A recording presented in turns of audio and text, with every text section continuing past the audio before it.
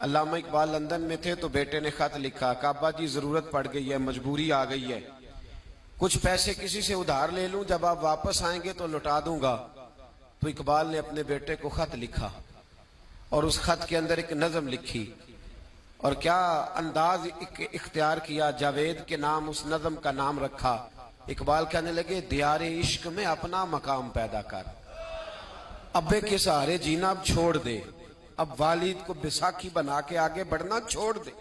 दियारे इश्क में अपना मकाम पैदा कर, नया जमाना नए सुबह शाम पैदा कर, खुदा अगर दिल फितरते शनास करे अता तुझको,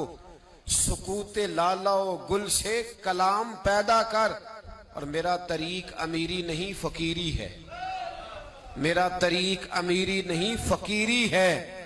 खुदी न बेच गरीबी में नाम पैदा कर।